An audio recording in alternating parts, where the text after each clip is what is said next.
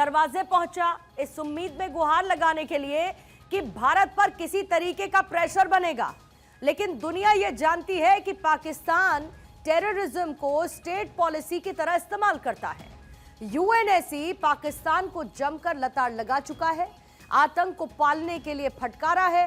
Nuclear पर statement देने की वजह से यूएनएससी ने पाकिस्तान को चेताया है और पाकिस्तान एक इतना सा मुंह लेकर वापस लौट आया है। इधर भारत में जबरदस्त तैयारी है। एक तरफ युद्ध के हालात में सिविल डिफेंस की ट्रेनिंग पर चर्चा हुई है, तो दूसरी तरफ प्रधानमंत्री मोदी की एनएसए अजीत डोभाल से मीटिंग हुई। पाकिस्तान के रक्षा मंत्री ख्वाजा आसिफ को यह क्लियर हो चुका है कि भारत अब पीछे नहीं हटेगा, आतंक को घर में घुसकर मारा जाएगा। भारत ने चिनाब नदी पर बने हुए डैम, बगलेहार और सलाल डैम के सभी गेट बंद कर पाकिस्तान की तरफ जाने वाली पानी को पूरी तरीके से रोक दिया है। डैम के बंद होने के बाद नदी का जलस्तर करीब 2 फीट के आसपास पहुंच चुका है। भारत झेलम नदी पर बने हुए किशनगंगा बांध पर भी इसी तरीके का कदम उठाने की प्लानिंग कर रहा है। भारत का यह स्टेप पाकिस्तान के लिए युद्ध से भी ज्यादा तकलीफदेह है, क्योंकि कंगाली के गर्त में डूबा हुआ पाकिस्तान, जिसकी इकोनॉमी काफी हद तक उसकी खेती पर निर्भर करती है, लेकिन पानी न मिलने की सूरत में लगभग 80% खेती उसकी तबाह हो जाएगी। प्रधानमंत्री मोदी का यह साइलेंट युद्ध नीति भले ही अभी उतनी सुर्खियां न बटोर रही हो, लेकिन आने वाले वक्त में यह पाकिस्तान के टुकड़े करने में एक अहम भूमिका निभाने वाली है। पाकिस्तान का पानी रोकना भारत की पहली स्ट्राइक है और अब देश को उस निर्णायक प्रहार का इंतजार है जब आतंकी ठिकानों पर बारूदी बारिश होगी। हमारे साथ मौजूद हैं पूर्व राजनायिक दीपक वोहरा साहब हैं, रिटायर्ड ब्रिगेडियर विनोद दत्ता साहब डिफेंस एक्सपर्ट के तौर पर हमारे साथ मौजूद हैं, रिटायर्ड कर्नल टीपी त्यागी साहब डिफेंस एक्सपर्ट के तौर पर चर्चा का हिस्सा है। आप तीनों ही मेहमानों का बहुत बहुत स्वागत करती हूं। टीपी त्यागी साहब, आपके साथ शुरुआत करते हुए, यूएनएससी में बड़ा चौड़ा होकर पहुंचा था पाकिस्तान, इतना सा मुंह लेकर सर वापस लौट आया। ऐसी फटकार लगी कि वो अंतिम चौखटी थी जहां पर पाकिस्तान को लगा था कि कुछ राहत मिलेगी, भारत पर प्रेशर बनेगा। लेकिन यूएनएससी भी ये समझ चुका है, या भारत भी ये समझ चुका है कि पहली जैसी भूल फिर नहीं होनी चाहिए और पाकिस्तान को जवाब देना चाहिए। देखिए, यूनाइटेड नेशन सिक्योरिटी काउंसिल के अंदर पहला तो पॉइंट ये आया कि आप न्यूक्लियर अटैक की धमकी कैसे दे सकते हैं।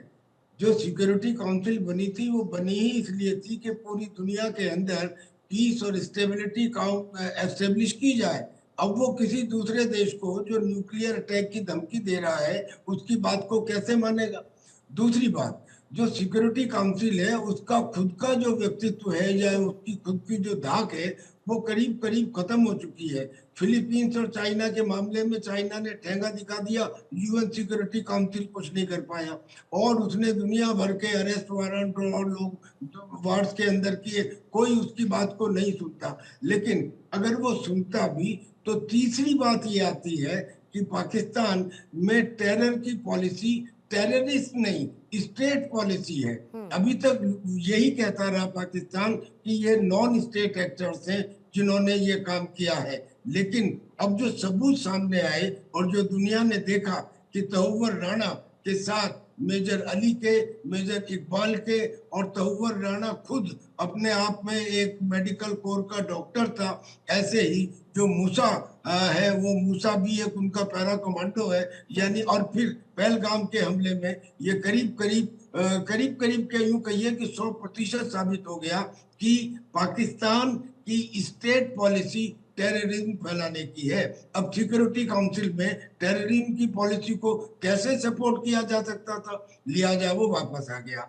दूसरी बात आपने जिक्र की थी पानी की, मैं आपको बता दूं कि पाकिस्तान को फिलहाल एकदम नुकसान होने वाला पानी रोकने से नहीं है, क्योंकि ये कल्टीवेशन का सीजन है, ये सोइंग का सीजन नहीं है, बुराई का सीजन नहीं है। लेकिन 2 महीने बाद नुकसान होगा। फिर भी जो बात सामने आई वो ये आई कि हिंदुस्तान रेगुलेट कर सकता है पानी को, और अभी तो उसने चेनाब नदी में 2 ही डैम में रेगुलेट करके दिखाया है। कल को अगर उसने झेलम में भी किया तो क्या पोजीशन होगी। यानी कि आवश्यकता पड़ने पर पानी को ज्यादा छोड़ा भी जा सकता है, तो बाढ़ और पानी को रोका भी जा सकता है, तो वो प्यासा मर जाए और उसके और एक बात और है, आप इस पानी को लंबे समय तक नहीं रोक सकते। टेक्निकली फीजिबिलिटी को समझने का प्रयत्न कीजिए। मैं आपके दर्शकों की जानकारी के लिए बता दूं कि जब ये 1960 में संधि हुई थी, उस समय लोगों को ये नहीं मालूम था कि स्नो कवर और ग्लेशियर कवर कितना है। ये तो सैटेलाइट तस्वीरों से अब पता चला है कि हिंदुस्तान के अंदर जो ग्लेशियर कवर है वो लोअर एल्टीट्यूड पे है, और पाकिस्तान में जो ग्लेशियर कवर है वो हायर एल्टीट्यूड पे है। हायर एल्टीट्यूड पे ग्लेशियर कवर का मतलब कि वहाँ मास ऑफ वाटर ज्यादा है, और हिंदुस्तान में लोअर एल्टीट्यूड पे ग्लेशियर कवर का मतलब कि यहाँ मास ऑफ वाटर कम है। इस बात का पता नहीं था। अब जब पता चल गया तो इस संधि को रिवाइज करना ही पड़ेगा, यानी कि ये टेक्निकल रिक्वायरमेंट है। यानी पाकिस्तान अब ये चिल्ला के नहीं कह सकता कि साहब देखिए इन्होंने तो इंडस वाटर टेरिटरी को अबेयंस में रख दिया। भाई उसकी टेक्निकल रिक्वायरमेंट थी, because the facts have come now forward. कुल मिला के सिचुएशन ये है कि चाहे डिप्लोमेटिक स्ट्राइक हो, इकोनॉमिक स्ट्राइक हो, डिजिटल स्ट्राइक हो और काइनेटिक स्ट्राइक, अब जब बार बार मीटिंग होने लगे इसका क्या मतलब है? अगर एक बार मिले होते एनएसए तो बात थी, एक बार सारे army navy air force chief prime minister मिले होते तो एक बात थी। अगर बार बार मिल रहे हैं इसका मतलब ये कि अटैक तो तय किया जा चुका है। Now what is going on, fine tuning. Now it is fine tuning which is going on. It is only a question of little bit of time. Pakistan will have to face a great music this time. दीपक बोरा साहब, आपका इस पर take, एक तो जो UNSC में हुआ और दूसरी तरफ जाहिर है खुशी की बात है क्योंकि पाकिस्तान को ऐसे ही मुंह की खानी ही चाहिए, और मुझे इस बात का बहुत भरोसा है कि आपको हमको बहुत खुशी होगी। जब जब ये होगा हमको बहुत खुशी होगी and will be more than happy. लेकिन अब यूएनएससी से फटकार लगी तो लगी, दूसरी तरफ चिल्ला रहा है जंग कर देगा भारत, जंग कर देगा, हमला कर देगा, हमला कर देगा। बहुत खर्चा हो रहा है क्या पाकिस्तान का? क्योंकि स्टैंड बाय पे रखा हुआ है सबको, और उसका खर्चा आप बखूबी समझा सकते हैं सर। बहुत दिन तक कितना खर्चा उठाएगा, सब चीजें स्टैंड बाय पे रखने के बाद, सारी चीजों का मूवमेंट, कंस्ट्रक्शन, टेम्पररी कंस्ट्रक्शन, ये सब करने के लिए वैसे ही कंगाली की हालत में है। और भारत डिप्लोमेटिकली हर तरफ से तो घेर ही रहा है, और अपनी तैयारी मिलिट्री अटैक की संभावित हम मानकर चल रहे हैं कि भारत कर चुका है। बस सिर्फ हमें अगले दिन खबर बतानी है कि हमला कैसे हुआ और कितना नुकसान पाकिस्तान का हुआ। बहुत धन्यवाद मैम, आपके चैनल पे मुझे बहुत अच्छा लगता है, बहुत इन डेप्थ क्वेश्चंस आप पूछती हैं, आपकी रिपोर्ट्स बहुत ब्रिलियंट होती है। और अभी हमने सुना है कर्नल साहब ने क्या कहा, इसके बाद ब्रिगेडियर साहब, उन दोनों की जानकारी मुझसे कहीं ज्यादा है। यूएनएससी का मैं समझा देता हूँ मैम, करोड़ों लोग आकर प्रोग्राम देख रहे हैं। 15 वहां पर लोग बैठते हैं जिनको हम कहते हैं permanent and non permanent members. जो 5 कौरव हैं जिन्होंने ये फैसला कर लिया कि अगले 25 करोड़ साल तक हम दुनिया का भविष्य तय करेंगे, वो सब जानते हैं, वो है permanent members. Non permanent member जो 10 होते हैं वो 2 साल के लिए चुने जाते हैं। 2025 में जो चुने गए 2027 तक जाएंगे, 2026 में जो 5 चुने जाएंगे वो 2028 तक जाएंगे। सो 5-5 में चुने जाते हैं। अभी समय पाकिस्तान एक नॉन परमानेंट मेंबर है। यूनाइटेड नेशन सिक्योरिटी काउंसिल में इलेक्ट होने के लिए सीक्रेट बैलेट होता है और आपको 2/3 मेजोरिटी होनी पड़ती है in United nation general assembly. लेकिन क्या होता है मैम, हम लोगों ने रीजनल ग्रुप्स बना रखे हैं, 4 रीजनल ग्रुप्स, एक एशिया पैसिफिक है, एक वेस्ट यूरोप एंड अदर्स है, एक लैटिन अमेरिका है और एक अफ्रीका है। तो आपस में हम लोग फैसला कर लेते हैं, भाई पिछली बार मैं था, इस बार तू बन, उसको बनने दे, एटसेट्रा। पाकिस्तान का भी यही खेलता, हमसे हाथ जोड़े कि भाई आप लोग अपोज मत करिए। तो हम लोगों ने उनको कहा कि ऑलराइट हम हो चुके हैं, अब आप चले जाइए। अब ये जो गया है यूएनएससी के पास, ग्रीस इस समय उसका चेयरपर्सन है, ये चेयरमैनशिप रोटेट करती है महीने के महीने। ये किस बेसिस पे गया, क्या चाहता था? ये चाहता था कि यूनाइटेड नेशन सिक्योरिटी काउंसिल से एक रेजोल्यूशन आए कि शांति होनी चाहिए और भारत से बहुत खतरा है पाकिस्तान को, भारत को संयम बरतना चाहिए, अटैक नहीं करना चाहिए। ठहंगा यूएन सिक्योरिटी काउंसिल ने कोई स्टेटमेंट इश्यू नहीं की है यहां तक। और मैम सुन लीजिए, ये हमारी कूटनीति की सफलता है। जो 15 के 15 जो देश हैं इस समय जो मेंबर्स हैं यूएन सिक्योरिटी काउंसिल में, 15 के 15 आतंक का शिकार हो चुके हैं। आपको तो मालूम है अमेरिका में क्या हुआ, रूस में क्या होता है, चीन में उइगुर मुसलमानों ने उनको ठोका है, फ्रांस और ब्रिटेन में तो हर रोज कोई आतंकी हमला होता है। फिर वहां पर पाकिस्तान खुद है जो कहता है जी आतंकवाद बहुत है, और फिर अल्जीरिया है, स्लोवेनिया है, ये है, वो है, सोमालिया है, ये सब वहां नॉन, सब ने आतंक से साथ सब भिड़े हैं और उनका नुकसान हुआ। तो ये सब कोई इसकी बात सुनने नहीं वाला था। हमने सबसे बात की, बहुत दूसरे देशों से बात की कि टाइगर अगर तुमने ऐसा कुछ किया तो आपकी जो बची कुची छवि है वो भी चली जाएगी। We believe in tough and straight talk. मैंने भी किया, जब मैं पोस्टेड था वहां पर तो हम सीधे जाके कहते थे भाई इस पे अगर आपने ये वोट दिया तो समझ लीजिए कि इसका परिणाम बहुत बुरा होगा। हम थ्रेटन नहीं करते, खतरा हम ये नहीं कहते कि तेरे को ठोक देंगे, तो ये कहते हैं कि सोच लीजिए कि इसके क्या परिणाम होंगे। तो ये सब ध्यान में रखते हुए उन्होंने कोई स्टेटमेंट इशू नहीं किया। ऑफ कोर्स पाकिस्तान का जो प्राइम मिनिस्टर है या डेप्यूटी प्राइम जो भी है वो बेवकूफ, वो तो जाके बोले ओ जी मैंने सबको कन्विंस कर दिया, वो सब बोले पाकिस्तान आप तो दुनिया का नंबर 1 देश है, शाबाश आपने जो किया वो बहुत अच्छा किया। वो चूरन क्या होता है, स्नेक ऑयल जो चूरन होता है ना, जो सांप के तेल का बनता है, वो खिलाता जाएगा अपने लोगों को। तो ये पहला हमने डिप्लोमेटिक स्ट्राइक किया है। दूसरी चीज मैम, और ये हमें किसने सिखाया था ma'am, just give me a moment, ये हमें सिखाया था मेरे गुरु। मैं कूटनीति में मुझे 52 साल हो गए हैं और 74 साल की मेरी ऊपर है। हमारे गुरु के गुरु के गुरु चाणक्य ने ये सिखाया था, साम दाम भेंट धन। साम हम कर चुके हैं, पर्सुएशन, सबको बता दिया कि ये कौन है और ये गधे हैं। इनकी अपनी छवि अंतरराष्ट्रीय मीडिया में ऐसी है कि जो आतंकी हमला होता है उसका कोई ना कोई तार जुड़ा रहता है पाकिस्तान के साथ। 9/11 का भी एक तार था पाकिस्तान के साथ। दूसरा होता है दान, इकोनॉमिक मेजर्स। मैम पीएम साहब बोले थे इनकी हेगड़ी खत्म कर दी, हाथ में कटोरा देके भीख मंगवाऊंगा। भीख तो मांग रहे हैं। अब 3 दिन के बाद अंतरराष्ट्रीय मुद्रा कोष की मीटिंग होने वाली है। 1 बिलियन, बिलियन में 9 शून्य होते हैं, जो अगली कड़ी है उनके $7 बिलियन लोन की, उस पर बातचीत होगी। और देख लीजिए इनका राजदूत क्या करता है, जो बैठा हुआ है वॉशिंगटन में, कि जी मैं भारत से कैसे लड़ सकता हूं, मैं तो बड़ा कमजोर। चिट्ठी लिखी है उसने टू द यूएस प्रेसिडेंट, मैं तो बड़ा कमजोर हूं, पर चाचा, अंकल, मेरे आका, मेरे गुरु, आप बचा लो मुझको, भारत को बोलो मुझ पे हमला ना करें। और कहने का मतलब ये है अगर डोनाल्ड मैं कहता हूं डोनाल्ड ट्रंप साहब नाराज हो गए और अंतरराष्ट्रीय मुद्रा कोष को उन्होंने कहा कि पैसे नहीं देने, वो खत्म हो जाएगा, वो भी पैसे नहीं मिलेंगे। मैम जितनी आलोचना करो अमेरिका की, उसकी अभी भी बहुत लोग सुनते हैं UN security council and international financial institution. अगर उसने कहा नो, इसका मतलब है नो। तो ये हमारी होती है दान। तीसरी मैम मैं जल्दी से बता दें, भेद की स्ट्रेटेजी होती है। भेद हमारी इंटेलिजेंस करती है। देखिए मैडम, वो जो एक मैड मुल्ला मुनीर है जो उनका आर्मी चीफ है, अगर कभी मुझसे मिलेगा मैं बताऊंगा, देख टाइगर, एक तो अफगानिस्तान में भिड़ रहा है तालिबान के साथ, एक तो खैबर पख्तूनख्वा में टीटीपी तहरीक तालिबान पाकिस्तान से भिड़ रहा है, बलोचिस्तान में तू लड़ रहा है बलोच लिबरेशन आर्मी के साथ, सिंध में अब जीए सिंध मूवमेंट रिवाइव हो गया, 4 तो तेरे जंग चल रहे हैं, 5वां तूने मेरे साथ शुरू कर दिया। अबे बेवकूफ, वापस जा केजी में और सीख के इतने सारे जंग एक टाइम पे नहीं लड़े जाते, कोई देश नहीं लड़ता। तो ये भेद चला गया, लोग सड़कों में आ रहे हैं। आपकी वोरा साहब बातें इतनी इंटरेस्टिंग होती है और वैसे भी बहुत जरूरी। 30 सेकंड्स में खत्म कर दूंगा। फाइनल होता है दंड, और अब हमारे कर्नल साहब, हमारे ब्रिगेडियर साहब जैसे जांबाज सिपाही, वो आके अब ठोकेंगे इनको। That is the final stage. बस पाकिस्तान को एक मेरी तरफ से संदेश दे दिएगा, मारेंगे हम तुमको जानी, बंदूक भी हमारी होगी, गोली भी हमारी होगी, वक्त भी हमारा। बिल्कुल। और विनोद दत्ता साहब, यही मुझे लगता है कि एटीट्यूड यही होना चाहिए जो भी वोरा साहब का है।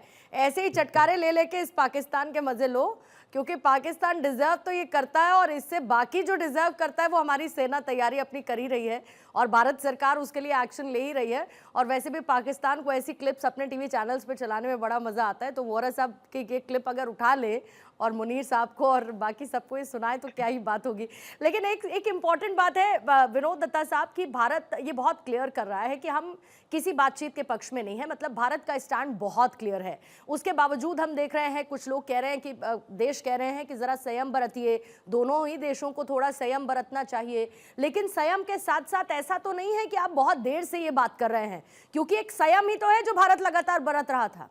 संयम ही तो है जहां पर ये सोचता था कि इंटरनेशनली लोग साथ आएंगे और इस पाकिस्तान को बताएंगे कि आतंकवाद को पालना और पोसना बंद करो। और जब वो नहीं माना, क्योंकि लातों के भूत सर बातों से तो मानते हैं नहीं, तो जब नहीं माना तो करना यही पड़ेगा। इसीलिए सर्जिकल स्ट्राइक की, इसीलिए बालाकोट की, इसीलिए यूएस ने एबटाबाद में जाकर ओसामा बिन लादेन को ढेर कर दिया, क्योंकि आपको बातों की बात तो समझ ही नहीं आती। बिल्कुल आपने ठीक कहा। देखिए, भारत ने काफी पेशेंस अख्तियार की थी और कई मौके पाकिस्तान को दिए, लेकिन पाकिस्तान ने सोचा कि भारत की खामोशी को कमजोरी में उसने उसका आकलन किया या उसका तर्जुमा किया। भारत ने बिल्कुल साफ और वाजे कर दिया है। और अभी देखिए वोरा साहब, वो तो 360 डिग्री पर्सनैलिटी है, उन्होंने बिल्कुल तफसील से बताया कि किस तरह से भारत ने स्ट्राइक किया है सिस्टमेटिकली और श्योरली। और भारत अब देखिए जिस तरह की प्लानिंग चल रही है, जिस तरह के इंडिकेशंस मिल रहे हैं, उससे ये लगता है कि भारत और प्राइम मिनिस्टर साहब ने बिल्कुल साफ और वाजे किया है कि इस बार बहुत बड़ा होगा। और भारत ने पहले भी इस तरह की चीजें की हैं। देखिए सन 48 में पाकिस्तान ने तवक्को नहीं की थी कि वो कश्मीर हमारे साथ मिलेगा, वहां उनको हमने हराया और कश्मीर ले लिया। 1971 वॉर में उसने तवक्को नहीं की थी कि साहब ईस्ट पाकिस्तान के 2 टुकड़े हो जाएंगे। हमने एक नया देश बना के उसको आजाद करा दिया, 13 दिन में पाकिस्तान की 13वीं कर दी। तो इन सब चीजों को देखते हुए अब प्राइम मिनिस्टर मोदी साहब का ये कहना कि साहब बड़ा होगा, तो ये बहुत ही मुफीद और कहते हैं ना सब्सटेंशिएटेड स्टेटमेंट है उनका। और जिस तरह की तैयारी चल रही है, जिस तरह से मतलब फौज को तैयार किया जा रहा है, जिस तरह से आवाम को तैयार किया जा रहा है, वो लगता है कि Bharat is going to strike very hard and very deep. हाँ, इस पे समय लगता है क्योंकि भारत यकीनन ये चाहेगा कि सरप्राइज और डिसेप्शन हमारा हो। जैसे वोरा साहब ने कहा था कि साहब गोली भी हमारी होगी और जगह भी हमारी होगी और टारगेट भी हमारा होगा। तो अभी इन सब चीजों को ध्यान में देखते हुए पाकिस्तान की काफी हालत खराब है। और उन्होंने खुद ही बताया, देखिए कि साहब वोरा साहब ने कि 5 फ्रंट आपने खोल रखे हैं। भाई 5 फ्रंट खोल के आपसे संभल एक नहीं रहा। 1500 लड़ाके हैं बलूचिस्तान में, वो नहीं संभले जा रहे। कल टीटीपी ने जिस तरह से पाकिस्तान आर्मी को खदेड़ा है, मतलब मैंने तो कभी अपने जीवन काल में ये सुना नहीं कि साहब पाकिस्तान आर्मी को इतनी बड़ी शिकस्त और ह्यूमिलिएशन झेलनी पड़ी हो। सन 71 का वाकया आपको याद है, जब अमीर अब्दुल्ला खान नियाजी ने सरेंडर किया था। जब वो फोन कर रहे थे पाकिस्तान में, तो उन्होंने सर पे हाथ रख लिया था कि जिनका मैं हीरो हुआ करता था आज वो मेरा टेलीफोन नहीं उठा रहे हैं। और उसके बाद उन्होंने इंस्ट्रूमेंट ऑफ सरेंडर साइन किया। तो यहाँ उनकी ये फितरत है। अभी ये जितने जोर जोर से बोल रहे हैं लोग, यकीनन ये बिलों में घुसेंगे। कई नेताओं ने तो कह दिया है कि साहब हम इंग्लैंड भाग जाएंगे, कईयों ने फैमिलीज ऑलरेडी भेज दी हैं। तो ये दर्शाता है कि साहब पलायन वहां से ज्यादा है। तो अब पाकिस्तान का नाम पलायस्तान रखना पड़ेगा, क्योंकि सारे लोग छोड़ छोड़ के भाग रहे हैं। त्यागी साहब, एक क्लोजिंग कमेंट सर बस आपसे लेते हुए, फिर उसके बाद वाइंड अप करूंगी, अगर आप कुछ जोड़ना चाहे तो। सर मैं ये कहना चाह रहा हूँ कि जो बहुत सारे देश ये कह रहे हैं कि संयम बढ़ते हैं, हम उन्हें ये बताना चाहते हैं कि हिंदुस्तान के प्रत्येक प्राइम मिनिस्टर ने पाकिस्तान की तरफ दोस्ती का हाथ बढ़ाया। खुद नेहरू जी ने ये इंडस वाटर ट्रीटी में पाकिस्तान को उसके हक से ज्यादा पानी दिया। लाल बहादुर शास्त्री ने 1965 में युद्ध जीतने के बाद भी हाजीपीर उन्हें वापस कर दिया। और इंदिरा गांधी ने तो 93,000 सिपाही उनको वापस कर दिए बगैर कोई खास फायदा उठाए। और अटल बिहारी वाजपेयी तो बाकायदा एक बस लेके गए लाहौर तक। और नरेंद्र मोदी भी उनके यहाँ पाकिस्तान में उतरे नवाज शरीफ के यहाँ। लेकिन हर बार पाकिस्तान ने कमर में छुरा घोंपा। हमारी गलती ये रही कि हम अब तक ये कहते रहे कि पाकिस्तान ने विश्वास किया। गलती ये थी कि हमने विश्वास क्यों किया, 5 बार उनको हमने मौका दिया।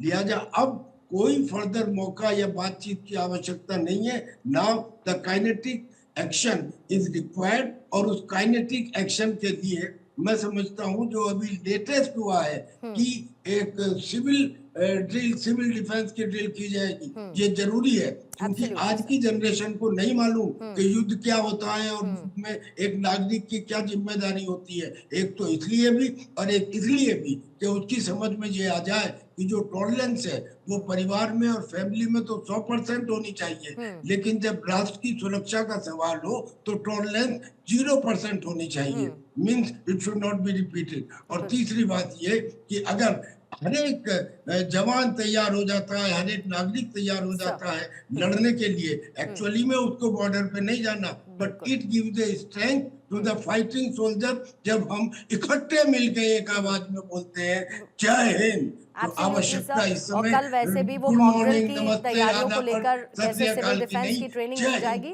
वो तस्वीरें भी हमने देखेंगे। और ये हाइजीन इंपॉर्टेंट है, क्योंकि आपने बिल्कुल ठीक कहा कि एक पीढ़ी बीत गई जब इस तरीके की तैयारियों को ना हमने सीखा ना हमने समझा। लेकिन एक सिविलियन होने के नाते, इस देश का नागरिक होने के नाते हमें ये सीखना जरूरी है। और रही बात पाकिस्तान की, तो भाई जैसा बीज बोओगे फल तो वैसा ही खाओगे, और फल बहुत कड़वा होने वाला है। ये तैयारी अब तो यूएनएससी ने भी फटकार दिया है। बहुत बहुत शुक्रिया त्यागी साहब आपका, दत्ता साहब आपका भी शुक्रिया, और साथ ही दीपक बोरा जी आपका भी शुक्रिया।